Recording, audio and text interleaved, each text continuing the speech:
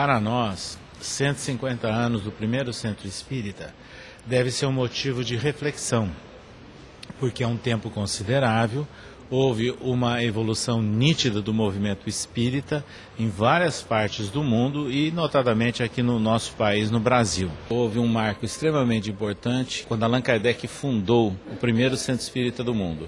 Foi lá que ele teve a oportunidade de colocar em prática algumas das suas propostas, das teorias que existiam sobre as reuniões mediúnicas, e em função dessa experiência é que surgiram as orientações de Kardec, que constam não só nas várias publicações da Revista Espírita, principalmente de O Livro dos Médiuns, e depois também incluídas algumas delas em obras póstumas. Todavia, tudo aquilo funcionou dentro do contexto de Paris do século XIX.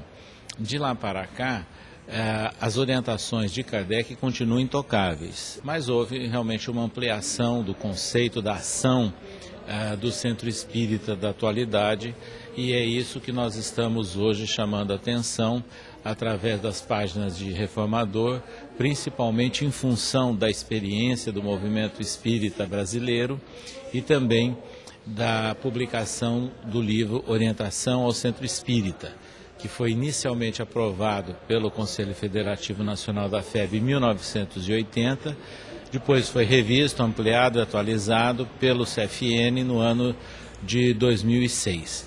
Então hoje nós temos uma visão bem ampliada das finalidades, das ações do Centro Espírita com relação ao Centro Espírita original, que foi a Sociedade Parisiense de Estudos Espíritas. Funcionava com 2 reuniões semanais e ele colocava em prática aquilo que ele escreveu, ou seja, a prioridade era para aqueles que já tinham conhecimento prévio da teoria. Então, na época, era o Livro dos Espíritos. E que os demais compareciam como convidados, ou dele, ou de médiuns e colaboradores diretos. Ou seja, no período em que ele dirigiu a sociedade, as reuniões elas eram fechadas, não eram reuniões públicas.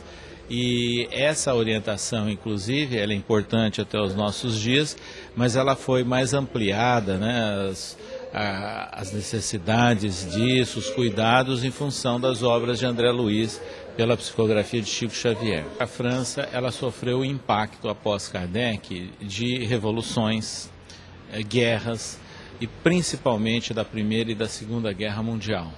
E que houve aí um saque, perderam imóveis, perderam documentos, perderam uma série de informações importantes do movimento espírita francês e mundial. Com a revitalização da União Espírita Francesa e depois da União Espírita Francesa e Francofônica, e agora com o apoio do Conselho Espírita Internacional, o movimento espírita ele tem ressurgido, eu diria, nesses últimos 30 anos.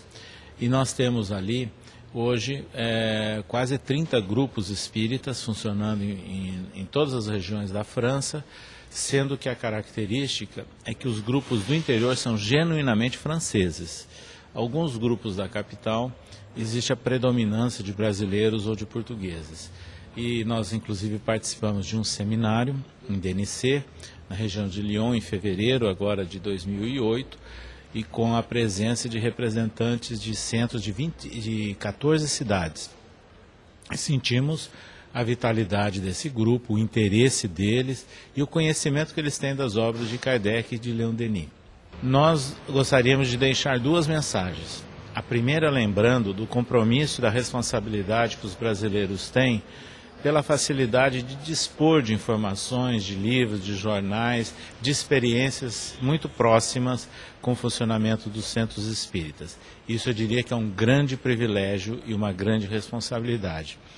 E a outra, de caráter geral, é que o espiritismo, difundido através dos centros espíritas, tem representado para nós momentos de iluminação espiritual, de pacificação interior, e isso deve servir sempre de estímulo e de apoio a todos nós, porque o Espiritismo nos traz respostas, e são essas respostas que nós temos que dar a todos aqueles que aportam ao Centro Espírita da atualidade.